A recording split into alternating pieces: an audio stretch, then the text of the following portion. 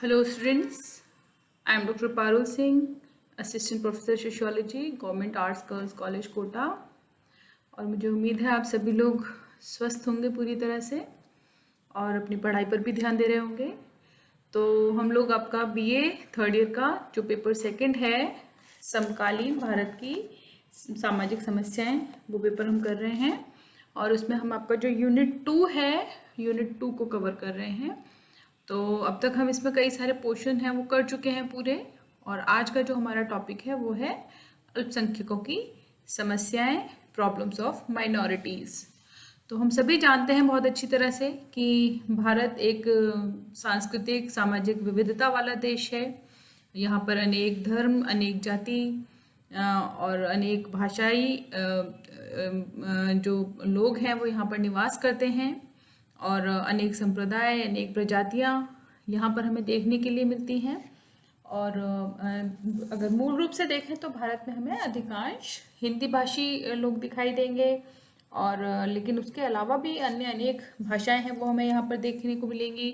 यहाँ पर हिंदू जो है वो हिंदू बहुसंख्यक हैं, लेकिन उसके अलावा भी अन्य जो सभी धर्म हैं उन सभी धर्मों को अपनी पूरी स्वतंत्रता के साथ रहने की उनको आज़ादी है और वो निवास करते हैं। तो मुख्य रूप से यदि हम इसकी एक जो अवधारणा के रूप में इसको हम देखें तो हमें अल्पसंख्यकों की समस्या का जो ये चैप्टर है इसमें हमें सबसे पहले इसका अर्थ हमें जानने की ज़रूरत है। तो भारतीय संविधान में अल्पसंख्यक शब्द का प्रयोग किया गया है, लेकिन इसकी कोई क्लियर डेफिनेशन इसकी नहीं दी गई है। और भारत में मुसलमान, ईसाई, सिख, बौद्ध, जैन इत्यादि जो धर्मावलंबी हैं और जो जनजातियां हैं उनको अल्पसंख्यकों की श्रेणी में गिना जाता है। और इसके आधार है कि ये भाषा, धर्म एवं जाति की दृष्टि से जो कम जनसंख्या है और जनसंख्या में जिसका कम प्रतिनिधित्व है उसे हम अल्पसंख्यक की श्रेणी में रखते हैं। तो अगर एक सामान्य रूप से देखें तो सामान्यतः अल्पसंख्यक वे हैं जो बहुमत से धर्म एवं भाषा की दृष्टि से कम संख्या में हैं। अन्य शब्दों में कहें तो किसी भी समाज की जनसंख्या में जिन लोगों का कम प्रतिनिधित्व होता है उन्हें हम अल्पसंख्यक की संज्ञा देते हैं। तो यदि अल्पसंख्यकों की श्रेणियां हम भारत में देखने की कोशिश करें तो मुख्य जो श्रेणियां हैं वो 3 हमें दिखाई देती हैं, जिसमें हम धार्मिक अल्पसंख्यक, भाषाई अल्पसंख्यक और जनजातीय अल्पसंख्यक की बात करते हैं। तो ये मोटी मोटी ये 3 श्रेणियां भारत में मानी गई हैं।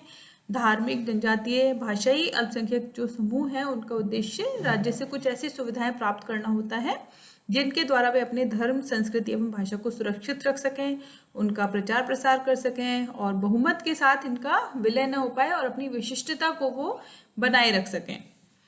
तो इसी में के साथ यदि हम आगे थोड़ा इसको फर्दर और इलैबोरेट करने की कोशिश करें तो भारत में जो धार्मिक अल्पसंख्यकों की स्थिति है वो 2011 के अकॉर्डिंग हमें कुछ इस प्रकार से दिखाई देती है। जो हिंदू हैं वो हमें 79.8% दिखाई देते हैं टोटल पॉपुलेशन का। मुस्लिम्स की जो पॉपुलेशन है दैट इज़ 14.2%, क्रिश्चियंस की जो पॉपुलेशन है दैट इज़ 2.3%, और बुद्ध, जैन तथा अन्य जो धर्म हैं वो यहाँ पर 2% दिखाई देते हैं, और सिखों की जो संख्या है वो भी लगभग 2% अर्थात 1.7% हमें यहाँ पर दिखाई देती है। तो जो सबसे ज़्यादा जो हिंदू धर्म को मानने वाले लोग हमें यहाँ पर दिखाई देते हैं। तो भारतीय समाज को यदि स्वस्थ रहना है, प्रगति करनी है, तो यह तभी संभव है जब विभिन्न धर्मों के जो मानने वाले हैं वो एक दूसरे के साथ प्रेम पूर्वक, उदारता पूर्वक, सहिष्णुतामूलक दृष्टि के साथ में और धर्म को राष्ट्रीयता के मार्ग में बाधक के रूप में ना आने दें। तभी हम राष्ट्र का पूरा विकास जो है उस विकास को देख सकते हैं और समझ सकते हैं। जो मुस्लिम अल्पसंख्यक हैं उनकी कुछ समस्याएं हैं, और उन्होंने भारत में वो अनेक बार अपने आप को अल्पसंख्यक की तरह से देखते हैं। वर्तमान में यदि हम देखें तो लगभग 40-42 करोड़ हमें जो मुस्लिम जो हैं वो हमें देखने के लिए मिलते थे किस समय, स्वतंत्रता के टाइम पर, अंग्रेजी शासनकाल में। और जब स्वतंत्रता के पश्चात जब भारत और पाकिस्तान का विभाजन हुआ तो अधिकांश जो मुस्लिम जनसंख्या थी वो यहाँ से मूव कर गई और वो पाकिस्तान की तरफ या बांग्लादेश की ओर चले गए। तो लंबे समय तक भारत में मुसलमानों का शासन भी रहा और इस दौरान इनके संरक्षण की कोई समस्या नहीं थी। लेकिन जब अंग्रेज भारत में आए और उन्होंने फूट डालो और राज करो, जो डिवाइड एंड रूल की जो पॉलिसी उन्होंने अपनाई, और उन्होंने हिंदू और मुस्लिम को एक दूसरे के विरुद्ध खड़ा कर दिया। और अंग्रेजों से पूर्व भारत में राजकाज की भाषा भी देखें तो अरबी भाषा और फारबी भाषा थी, जिसके स्थान पर अंग्रेजों ने अंग्रेजी भाषा का प्रयोग करना शुरू कर दिया। और इसी कड़ी को आगे बढ़ाते हुए उन्होंने 1906 में मुस्लिम लीग की स्थापना की और इसी वर्ष में मुसलमानों के लिए पृथक चुनाव क्षेत्र और प्रतिनिधित्व की भी उन्होंने व्यवस्था कर दी। अंग्रेजों के शासनकाल में हिंदुओं और मुसलमानों ने मिलकर स्वशासन और स्वतंत्रता की मांग की और गांधी जी के असहयोग आंदोलन में भी इन्होंने भाग लिया। और पाकिस्तान की जो मांग थी दो राष्ट्रों के सिद्धांत पर आधारित थी, अर्थात उनका मत था कि हिंदू और मुसलमान दो पृथक एवं विशिष्ट राष्ट्र हैं, इनके लिए राज्य भी अलग अलग होने चाहिए। और ये हुआ कि 15 अगस्त 1947 को भारत का विभाजन हुआ और भारत और पाकिस्तान दो देश वहाँ पर निर्मित हो गए। और जो एक बहुत बड़ी संख्या थी वो पाकिस्तान गई, लेकिन उसके बाद भी एक बड़ी संख्या में जो मुस्लिम थे वो भारतीय देश में ही रहने लगे और भारत में ही उन्होंने निवास करना चूज किया। तो स्वतंत्रता प्राप्ति के बाद जब भारत में प्रजातंत्र की स्थापना हुई और बहुमत के आधार पर जनप्रतिनिधि इत्यादि चुने जाने लगे, तब अल्पसंख्यक मुसलमानों को यह भय लगा कि जो बहुसंख्यक हैं वो उनके हितों की अनदेखी करेंगे और उनमें जो सुरक्षा की जो भावना है वो भावना उत्पन्न हो गई। और स्वतंत्र भारत में मुसलमानों को भी, लेकिन अन्य लोगों के समान ही समानता, स्वतंत्रता, न्याय जो हमारे मौलिक अधिकार हैं भारत के संविधान में, उसके माध्यम से उनके हितों को भी सुरक्षित किया गया। और इसी के परिणाम स्वरूप हम देखते हैं कि जो डॉक्टर जाकिर हुसैन, फखरुद्दीन अली अहमद देश के सर्वोच्च पद, राष्ट्रपति के पद तक भी सुशोभित हो पाए। और यदि हम देखें तो एक जो बहुत मुख्य नाम हमें सुनाई देता है इसमें वो डॉक्टर APJ अब्दुल कलाम का सुनाई देता है। इसी के साथ साथ हिदायतुल्लाह जो थे वो राष्ट्रपति रह चुके हैं, नजमा हेपतुल्ला राज्यसभा में सभापति रह चुकी हैं। और जो मुस्लिम समाज के जो लोग हैं वो भारत के प्रत्येक सर्वोच्च पद पे, प्रत्येक सर्वोच्च क्षेत्र में वे अपना परचम यहाँ पर लहरा चुके हैं। और फिर भी जो भारत में जो निवास करने वाले मुस्लिम हैं उनकी कुछ शिकायतें रही, जिसका वे उल्लेख करते हैं कि उनको अनेक समय पर उनको सांप्रदायिक दंगों का सामना करना पड़ता है। उर्दू भाषा के प्रश्न को लेकर के वो उर्दू को राजभाषा दिलाने की वो मांग समय पर करते रहे। और हालांकि जो अनेक राज्यों में जो उर्दू है उसको द्वितीय राजभाषा के रूप में उसको स्थान दिया जा चुका है।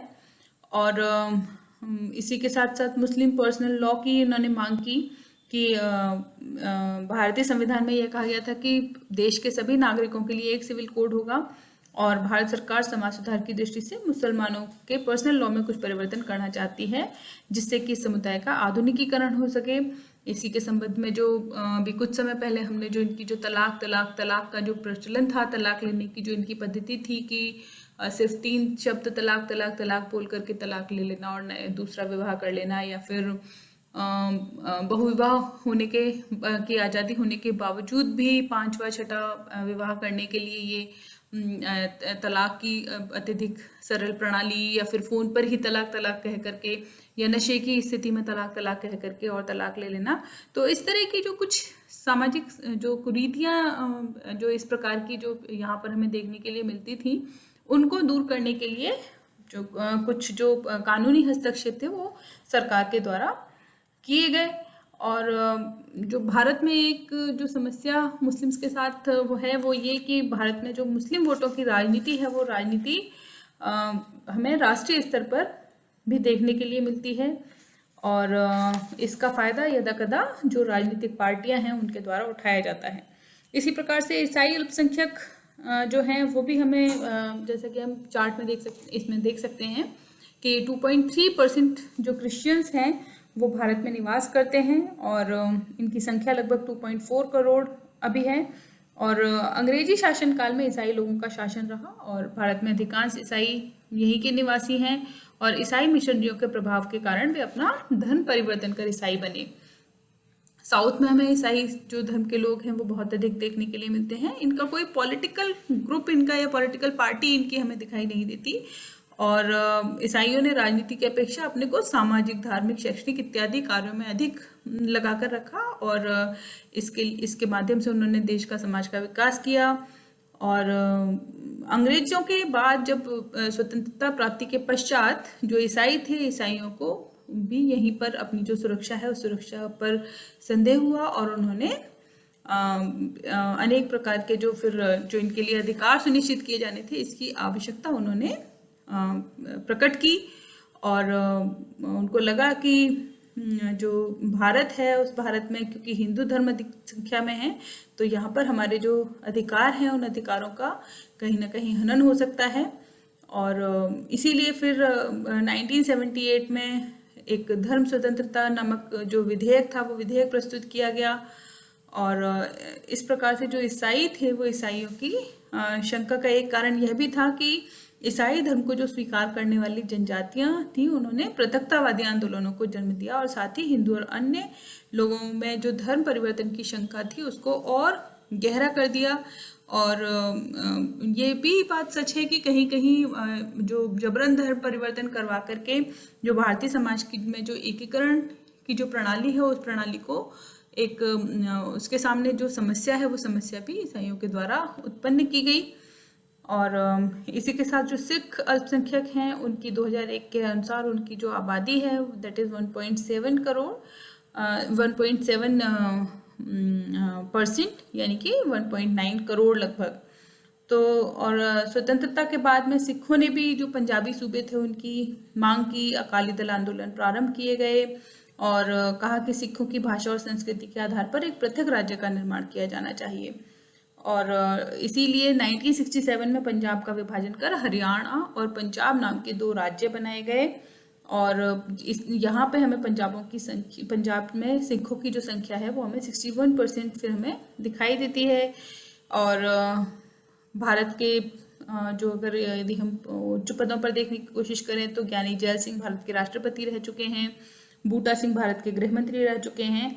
और सेना, पुलिस और प्रशासन में हमें बहुतायत में हमें सिखों का प्रतिनिधित्व देखने के लिए मिलता है। लेकिन इन सब के बावजूद भी सिखों ने एक पृथक राज्य खालिस्तान की मांग की और जो अनेक जो पॉलिटिकल पार्टीज थी उनके द्वारा धमकी दी गई कि यदि भारतीय संघ में सिख राज्य को स्वायत्तता प्रदान नहीं की गई तो वे जन आंदोलन का सहारा लेंगे।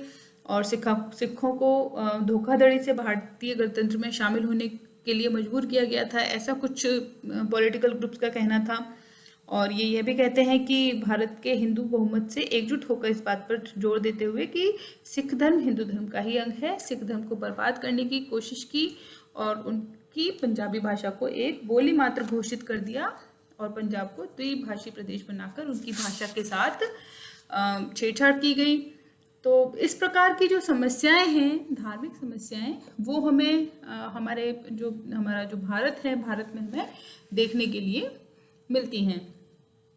तो ये कुछ धार्मिक समस्याएं हमें देखने के लिए मिलती हैं धार्मिक अल्पसंख्यकों की दृष्टि से। इसी के साथ साथ भारत में भाषाई अल्पसंख्यक हमें जो हैं वो हमें देखने के लिए मिलते हैं। यदि एक मुख्य भाषा के रूप में देखें तो हमारी जो हिंदी भाषा है वो हमारी राष्ट्रभाषा है और इसकी लिपि देवनागरी है। और भारत में जो सर्वाधिक बोली जाने वाली जो भाषा है वो भी हिंदी है। और हिंदी के बाद में जो बंगाली है वो बंगाली भारत की दूसरी सबसे बड़ी बोली जाने वाली भाषा है।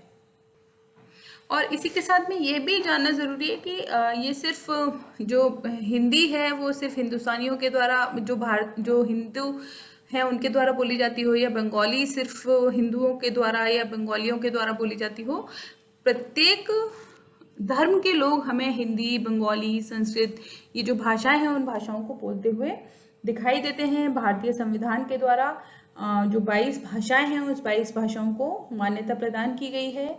लेकिन ये सही है कि जो भारत में ये जो 22 भाषाएं हैं इन 22 भाषाओं में हिंदी, बंगाली, इन कुछ भाषाओं के अतिरिक्त अन्य जो हमें अन्य जो भाषाएं हैं वो भाषाएं हमें बहुत कम मात्रा में बोली जाती हुई दिखाई देती हैं।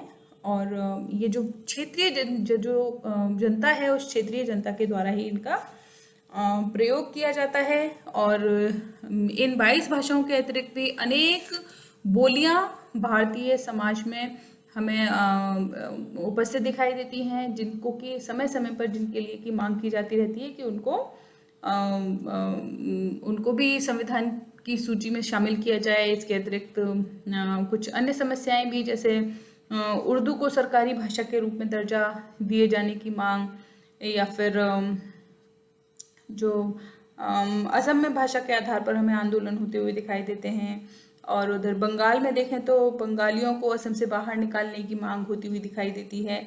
तो इस प्रकार जो भाषा है, उस भाषा के आधार पर भी हमें अनेक समस्याओं की उपस्थिति समाज में दिखाई देती है। इनको धार्मिक और भाषाई अल्पसंख्यकों की समस्या को दूर करने के लिए सरकार के द्वारा अनेक प्रकार के प्रयास किए गए हैं। भारतीय संविधान में भी अल्पसंख्यक के जो हित हैं उनकी रक्षा के प्रावधान किए गए।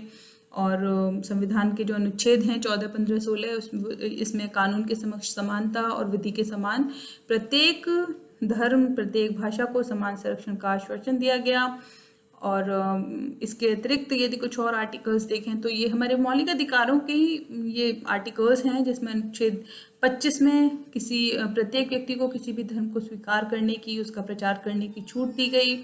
और इसी के संबंध में जो हमारा जो भारतीय संविधान का जो हमारा प्रियम्बल है, जो हमारी प्रस्तावना है, उसमें भारत किसी भी प्रकार के भारत के धर्मनिरपेक्ष होने की जो बात है, वो बात हमें दिखाई देती है। अर्थात भारत के द्वारा किसी भी धर्म को संरक्षण न प्रदान करने की जो नीति है, वो नीति अपनाई गई और भारत सभी धर्मों को समान समझेगा, ऐसी जो नीति है उस नीति को पालन करने की बात की गई। लेकिन चूंकि समय समय पर हमें भाषा के आधार पर कुछ समस्याएं होती हुई दिखाई देती हैं, तो 1978 में अल्पसंख्यक आयोग की स्थापना की गई, और जिसका कि एक अध्यक्ष और एक सदस्य अल्पसंख्यक समुदाय में से ही होते हैं। और 1983 में केंद्रीय सरकार ने पृथक से एक अल्पसंख्यक प्रकोष्ठ की भी स्थापना की। तो ये कुछ इसके अतिरिक्त जैसे 1987 में M.H. बेग की अध्यक्षता में अल्पसंख्यक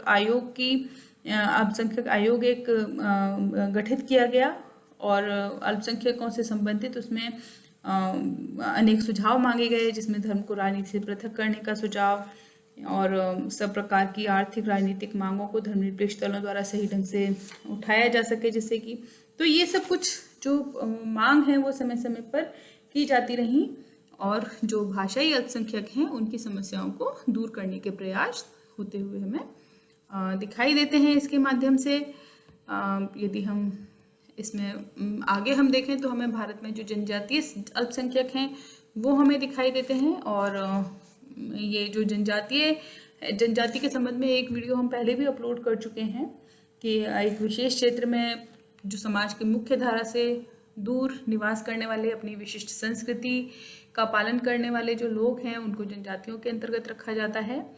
और चूंकि इनको भी समाज की मुख्य धारा में शामिल किया जाना है, तो इनके जो अधिकार हैं और संख्या में ये बहुत ही कम हमें कहीं कहीं दिखाई देते हैं।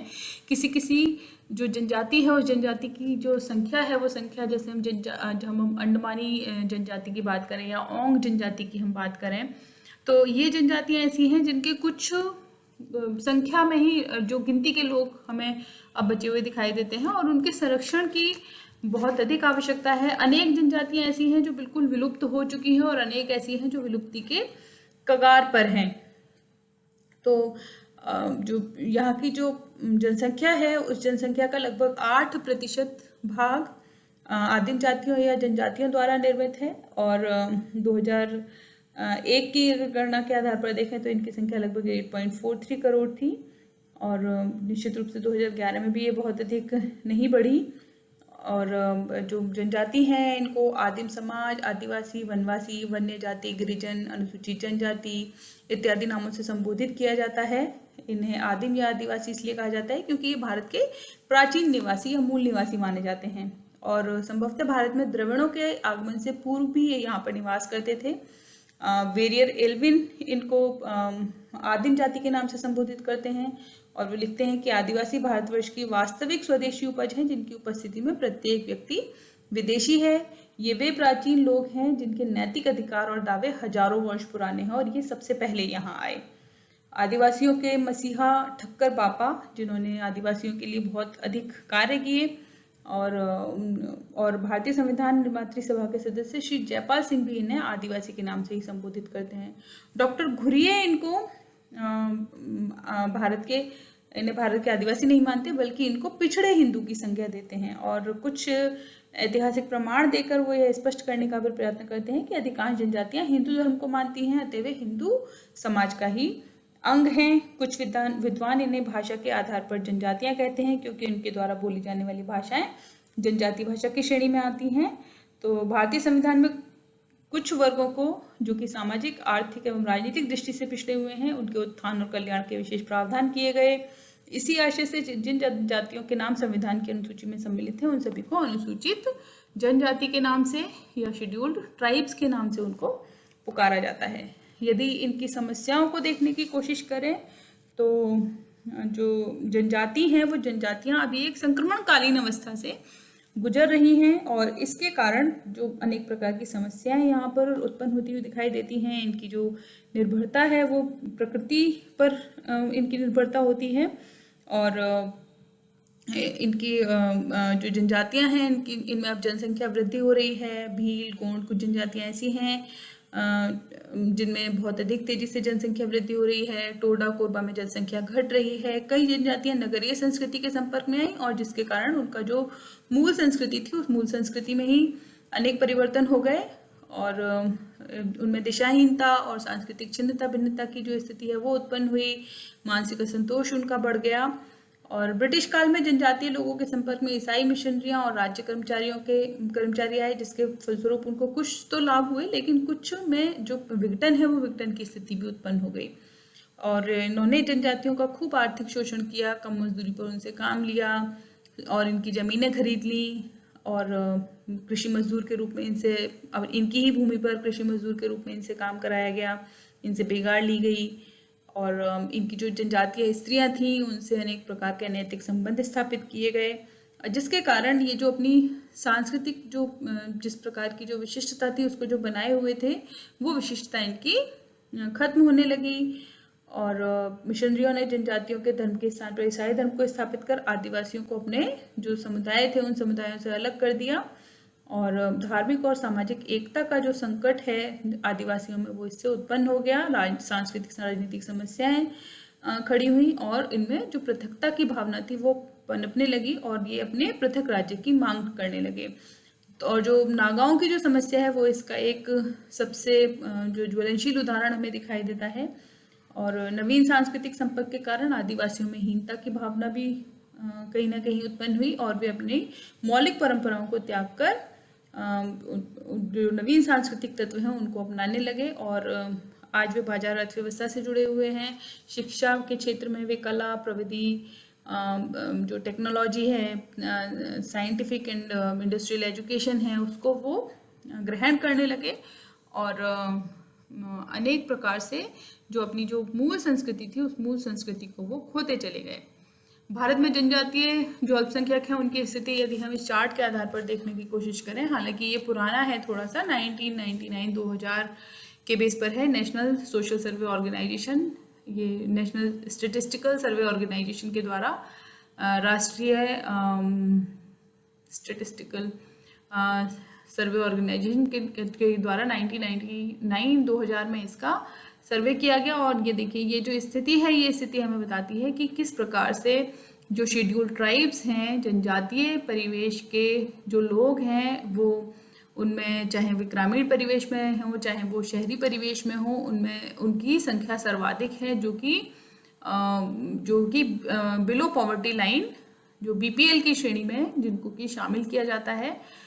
जो इसी के बाद में फिर जो एससीज हैं उनकी स्थिति आती है और फिर ओबीसी, देन मुस्लिम अपर कास्ट, जो हिंदू अपर कास्ट हमें यहाँ पर दिखाई देती हैं जो कि जो ग्रामीण क्षेत्र में उनकी संख्या थोड़ी सी अधिक है अर्बन क्षेत्र के मुकाबले, और फिर क्रिश्चियंस अपर कास्ट और अपर कास्ट 6 और जो अदर अपर कास्ट।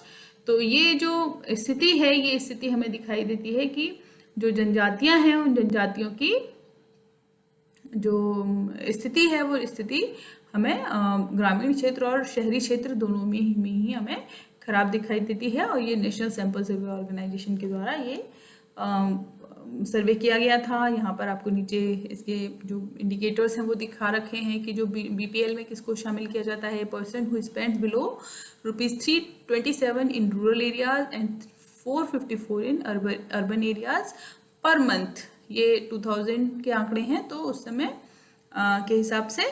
और जो अपर कास्ट है include all caste that are not either SC, ST और OBC.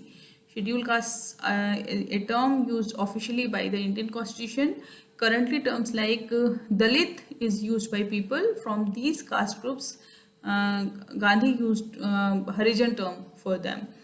And scheduled tribe is a term used especially by the Indian Constitution to refer to people of various indigenous people in India, also called Adivasi. Or OBC, the term used under Mandal Commission report to refer to caste groups that are also lower